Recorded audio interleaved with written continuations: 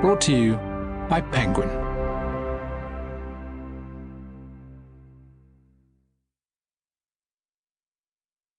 The Things We Do to Our Friends by Heather Darwent. Read by Kristin Atherton. France.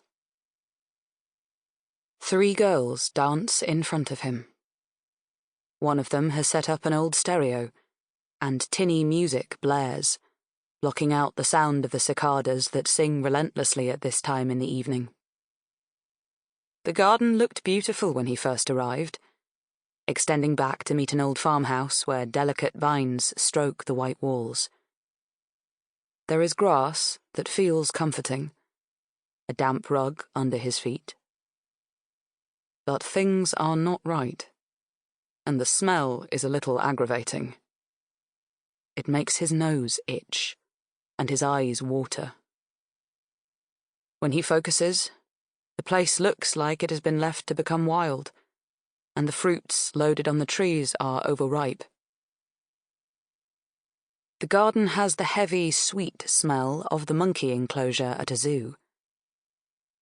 He struggles to concentrate on his girls, because of the sun on his face, perhaps, but it's enough to summon the tangled beginning of an urgent lust deep in his gut.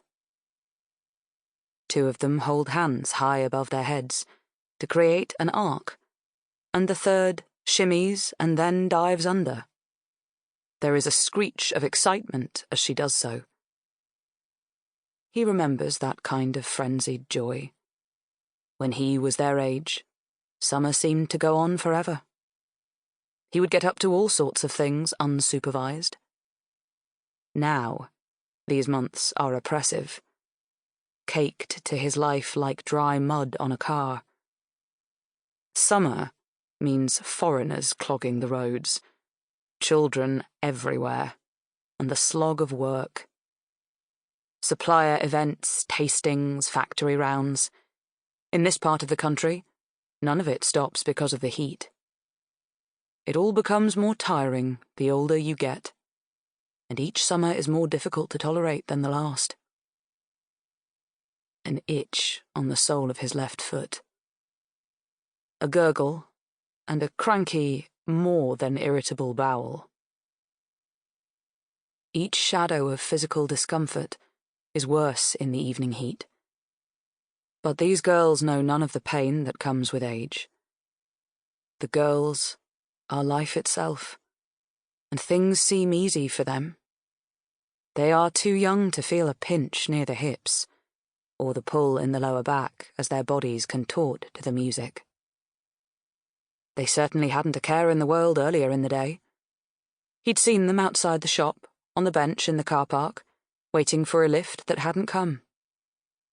When he picked them up, he could barely tell them apart. In that delicious way, the girls were preferable in a collection.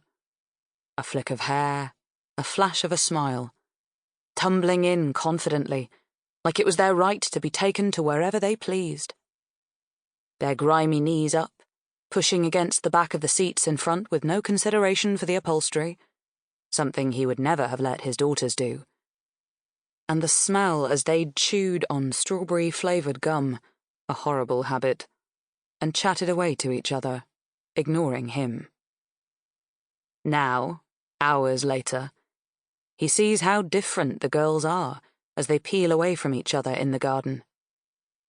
That stack of limbs jumbled together in his car has parted to make way for 3 separate identities, and it seems fitting that he gives each of them a name.